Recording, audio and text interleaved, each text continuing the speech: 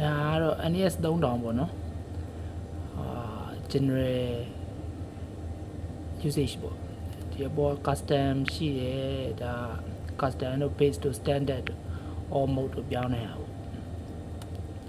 ပြီးရင်အပေါ်မှာ overscale ရှိတယ်ဒါတော့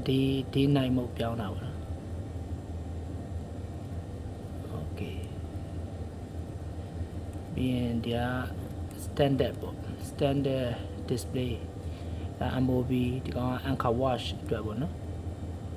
ဒီကောင်ကတော့ screenshot ဒီဘက်က screenshot ဒီကတော့ heading speed through the water ဘာညာတာက COG SOG set and drift ဒါတို့ launch voice ဒီကောင် voice က set လုပ်လို့ရ right click နဲ့မဲ့ okay ပေါ့နော်ဒီဘက်ကကောင်လေးက left click ပေါ့နော်အဲကောင်ဆို okay သူက set 0 setting လုပ်လို့ရဒီကောင်က off ဆိုရင်ပိတ်သွားမှာပေါ့နော်ဒီကောင် right click နဲ့ left click နဲ့ပြီးရင်ဒီက followship ဆိုတာတော့ followship နေလိုက်လို့ရှိရင်တင်မော့စီပြန်ရောက်သွားတာပေါ့နော်ဒါက off center ဒါ quick position GPS position plotting လောက်တာပေါ့နော် hourly plot လောက်တာဒါ 30 minute plot just click တစ်ချက်နဲ့ရုံပဲ okay ဆိုဒီမှာလာပြမှာပေါ့နော်သူက GMT လိုက်ပြီးရင်နောက်တစ်ပြောရကြဒါ GMT ပြောင်းတာအချိန်ပြောင်းခြင်းဒီကောင်ကဟို plus ဆိုရင်1 2 3ပြောင်းမယ် east 1 west ဆိုရင် east 2 west ဆိုရင် west ပေါ့ east ဆိုရင် east 2 3 4လိုက်ပြောပြီးရင် apply နေလိုက်ရုံပဲပြီးရင်ပြောင်းပါလိမ့်မယ် FN တော့မသုံးပါဘူးထားလိုက် okay ပြီးရင် beta ENS CBA TCBA okay ပေါ့နော်ပြီးရင် root ဒီကောင်က root ပေါ့နော်ပြီးရင် chart ဒါမှဒီကောင်ကတော့ဟိုpermit ထည့်တာတို့ပြီးရင်ဗာလဲweekly update လုပ်တာတော့ပြီးရင်သူ့အတွက်တက်ပြန်ပြောပြမယ်ပြီးရင် chart sorry chart okay ပြီး planning လောက်တာပေါ့နော်ပြီးသူ့အတွက် planning ဘယ်လိုလုပ်လဲဆိုတော့ပြန်ဗီဒီယိုတစ်ခုလုပ်ပြမယ်ပြီးဒီကောင် alarm log ပေါ့နော်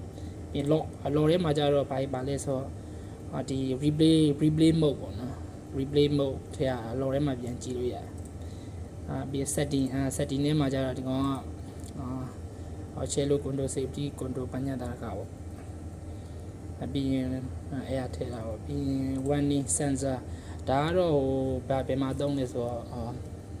ဟို GPS signal loss ဖြစ်သွားလို့ဒီအမောင်းနဲ့မောင်းလို့ရှိရင်ဒီမှာဝင်ပြီးတော့ဒီထဲမှာဝင်တောင်းတယ်ဒီထဲမှာဝင်ပြီးတော့ပြီးရင်ဗီဒီယိုတစ်ခုတက်လုပ်ပေးမယ်ကောင်း on chip setting ပေါ့ပြီး target system unlock ဒီမှာ system ကဘာ unlock လဲဆိုတော့ password ထည့်ရိုက်ထည့်ရတယ်98ခု987ပြီး apply okay ဒါပေမဲ့သုံးလို့ဆိုတော့ဒီကောင်က planning station ဒီကောင်က master ပေါ့နော်ဒါ planning station အတွက်သုံးတာဟိုဘက်ကောင်က backup ပေါ့ဟိုဗာလဲ root synchronize လုပ်တာတို့ပြီးရင် editor synchronize လုပ်တယ် editor synchronize လုပ်တယ်ဆိုတာကတော့user chat ကိုပြောတာပါဟိုဒီဘက်မှာ plan လုပ်ပြီးဟိုဘက်ကို synchro ဟိုဘက် edit မှာ synchronize လုပ်တယ် okay save ပြီး about the presentation library ဒီကောင် 4.0.2 ဒါ APS inspection အတွက် presentation library ဒီထဲမှာရှိတယ် okay ပြီးရင် chart 1ဒီမှာရှိတယ်ပြီးရင် okay chart 1ပေါ်မှာပေါ့နော် okay normal advance ဒါ advance okay accept test user permit ဒါရမ်းတော့မှာထားလိုက် close okay ပြီးရ setting okay ပြီးလို့ချင်းဒါ root ပေါ့နော်ခုသုံးထားတဲ့ root ပြီးရင် 2ပြီးရင်ဒီကောင်ကberry to waypoint distance to waypoint tie to waypoint ဒီမှာwaypoint ရွေးတာပေါ့နော်26ကိုဘယ်သွားနေရလဲဘယ်သွားချင်တယ်လဲကန်ကားလဲ pilot station ဆို pilot station distance ပြမယ်ပေါ့နော်ပြီးရင်ဒီကောင် ETA ပြမယ်ပေါ့ local time နဲ့ပြီးရင် cross track off gaza ပြီးရင်ဒီမှာ target ကတော့မသုံးပါဘူးပြီးရင် legend okay ပြီး ERPL ဒါ position offset လို့ရှင် offset တော့ဟိုတာvariant distance တိုင်းတာပေါ့ okay right click ပြန်ပြီးပြောက်သွားလိမ့်မယ် offset variant ပြန်ပြီး right click ပြောက်သွားလိမ့်မယ် okay ပြီး editor ဆိုတာကခုနကကျွန်တော်ပြောတဲ့ဗာလေ user chat လောက်တာဘာလောက်ချင်တာလဲ line ဆွဲချင်တာလား okay စာရေးချင်တာလားဘာလားပေါ့နော် note ဆိုစာရေးလို့ရတယ်ပေါ့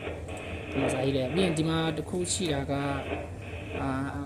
editor အတွက်ဟိုတခြား edit တွေလို့ link ချိတ်လို့မရဘူးကိုရေးသမျှစာတွေမှန်သမျှရေးသမျှဒီပေါ်မှာnote ရေးသမျှဒီ edit ပေါ်မှာအကုန်လုံးပေါ်နေလိမ့်မယ်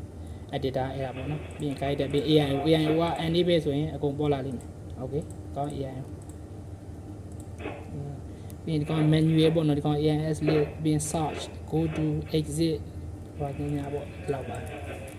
general usage ပေါ့နော်